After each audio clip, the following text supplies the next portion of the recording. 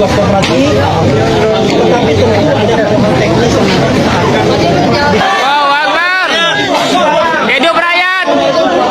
Hukum ijazah palsu. Allahu Akbar. Hidup Polda. Sejauh gimana untuk hasil pemeriksaan hari ini, Pak? Ya, tadi pemeriksaan oleh penyidik ada 45 pertanyaan, yang 35 sudah pertanyaan yang lalu tapi di review kembali, dan yang baru 10 pertanyaan, dan semuanya saya jawab sesuai dengan yang saya tahu, yang terjadi apa adanya. Pak, boleh disebut apa saja pertanyaan yang baru itu? Yang baru tadi mengenai Mas Dian Sandi, apakah kenal, kapan pernah bertemu, apakah saya yang meminta untuk memposting ijazah saya. Semuanya saya jawab bahwa saya bertemu di rumah saat Mas Dian Sandi silaturahmi dan meminta maaf karena telah memposting ijazah S1 saya. Dan juga yang kedua, saya juga tidak memerintahkan untuk posting ijazah itu di media sosial. Saya jawab apa adanya. Kemudian juga yang kedua mengenai Pak Insinyur Kasmujo, saya sampaikan bahwa beliau itu adalah dosen pembimbing saya, dan memang dosen pembimbing saya. Tapi untuk dosen pembimbing skripsi memang bukan Pak Kasmujo, tapi Profesor Dr. Insinyur Ahmad Sumitro. Ini untuk lebih perjelas saja. Harapannya setelah pemeriksaan ini seperti apa, Pak? Ya, proses hukum kita hormati dan terus akan kita ikuti. Pak, tadi kan kuasa hukum bilang bersedia untuk penyitaan ijazah kalau diminta oleh penyidik. Tadi gimana, Pak? Ya, juga sudah dilakukan tadi penyitaan ijazah asli S1 dan SMA oleh penyidik. Dua jenis ijazah aja, Pak, yang disebut? Iya. Tadi juga bersama-sama ya dengan saksi-saksi yang lain yang juga diperiksa, ada berapa? 11. Bapak ini kan 10 plus saya berarti 11. Bapak izin, Pak, ini kan naik ke penyidikan, gimana, Pak, perkembangan hukumnya? Ya, kita ikuti seluruh proses hukum, kita hormati seluruh proses hukum yang ada, dan sampai nanti di pengadilan kita lihat ya. Sudah sesuai dengan aduannya dengan Pak? Silahkan yang berikutnya ditanyakan ke kuasa hukum. Kuasa hukum ya, nanti ya. Dan kawan-kawan. Permisi. Terima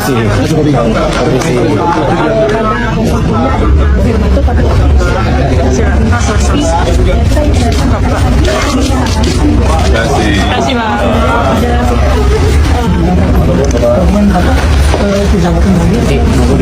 Sudah ada, nanti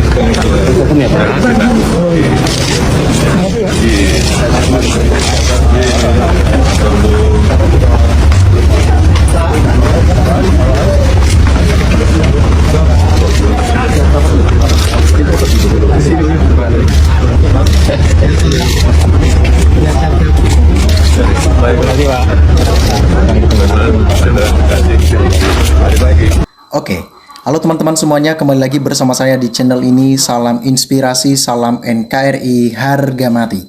Teman-teman, sobat-sobat semuanya dimanapun Anda berada, pada kesempatan kali ini teman-teman kita disuguhkan sebuah cuplikan video yang sangat menarik. Tentunya hal-hal seperti ini teman-teman menjadi sebuah pemahaman bagi kita untuk menilai perjalanan politik yang terjadi ke depan. Selama bertahun-tahun ke depan pastinya gerakan-gerakan politik itu sangat memanas dan cukup menarik perhatian publik. Gesekan-gesekan politik ini disebabkan karena mereka ya, pengamat politik dan juga pejabat publik ingin menguasai negeri ini, ingin mengambil keuntungan. Nah, itulah yang perlu untuk kita cari tahu kepada siapa kita akan berpihak, mana yang benar, karena pastinya berbagai macam dibangun gimmick-gimmick supaya kita akan memberikan sebuah dukungan simpatisan terhadap mereka. Begitu dengan kubu A dan begitu juga dengan kubu B. Teman-teman, mereka mengatakan di sini, ya, ijazah Jokowi sudah bikin kita ruwet, teman-teman. Membuat kita sebagai rakyat Indonesia mulai banyak hal yang perlu kita pertanyakan. Ini jadi bumerang bagi kita bersama-sama. Nah, kalau kita lihat sebenarnya bukan penegak hukum juga tidak melaksanakan tugas mereka untuk mencari tahu kebenaran, tetapi ketegasanlah yang perlu untuk diberikan kepada rakyat Indonesia. Bagaimana sifat ketegasan mereka? Ketika di pengadilan, Jokowi juga tak memberikan ijazahnya, tidak menunjukkan ijazahnya di depan publik, maka ada konsekuensi di balik itu. Ketika kita melihat cuplikan ini, ramai-ramai katanya ini menangkap Joko Widodo, ingin mengadili Jokowi. Ada apa sebenarnya terhadap Jokowi? Beberapa tahun lalu, ketika Jokowi mengakhiri masa jabatannya, itu menabrak konstitusi. Sennya ke kiri, beloknya ke kanan. Sennya ke kanan, beloknya ke kiri. Itulah Jokowi yang haus akan kekuasaan. Dengan kata lain, segala cara dihalalkan untuk mencapai titik yang ia inginkan. Teman-teman, pada kesempatan kali ini, mumpung ditangkap langsung, masukkan ke keranjang Jokowi, itu tukang ngibul bohong menjual aset, meresmikan mimpi korupsi, setuju Jokowi, kenakan pasal berlapis-lapis, kalau perlu hukum gantung. Dihukum gantung, teman-teman, segitu bencinya mereka terhadap Jokowi, tidak suka terhadap Joko Widodo. Ini artinya tindakan-tindakan Jokowi selama 10 tahun itu sudah terbaca di mata rakyat Indonesia dan sudah tertanam di otaknya masyarakat Indonesia. Kita tahu memang Jokowi ini seakan-akan pro kepada rakyat, membangun berbagai macam infrastruktur. Tetapi di balik itu ada keuntungan yang begitu besar. Mereka mencatat di sini, teman-teman, semakin hari semakin panjang kasus ijazah Jokowi tidak diselesaikan, semakin banyak rakyat yakin kepalsuan ijazahnya. Kenapa yang rakyat sekarang ini yakin ijazah itu palsu? Apakah karena tergiur dan tergoda ataupun terintervensi dengan apa yang disampaikan timnya RRT? Roy Suryo mengatakan 99,9% ijazah itu palsu. Apakah kita terintervensi dengan kata itu? Tentunya tidak, teman-teman. Kalau kita melihat perkembangan-perkembangan yang diadakan oleh Majelis Hakim, begitu pengadilan di Kota Solo dan juga di Polda Metro Jaya atau tepatnya di Jakarta, teman-teman, membuat rakyat menyatakan bahwa itu ijazah tidak benar.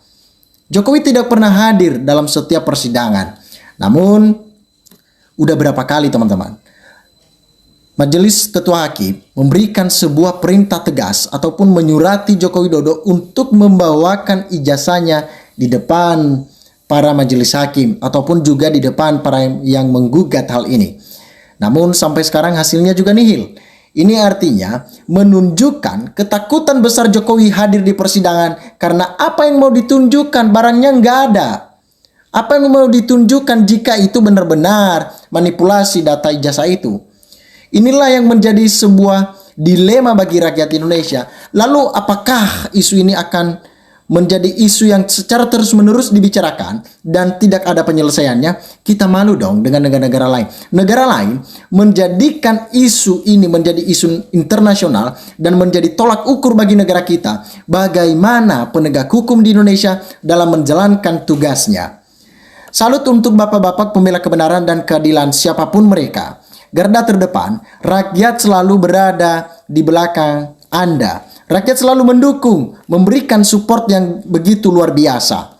Nah, ini baru benar. Hukum itu harus ditegakkan. Jangan pandang bulu. Dari kejahatan kecil maupun kejahatan yang lebih besar, ini baru mantap. Ketika kita mendengarkan salah satu kata pepatah mengatakan hukum itu kadang tajam ke bawah, tumpul ke atas. Artinya ketika yang melakukan sebuah pelanggaran mereka-mereka oknum pejabat ataupun yang sedang menjabat, mantan presiden yang sudah memberikan jasanya terhadap negara ini, mereka akan seakan-akan diam akan hal itu.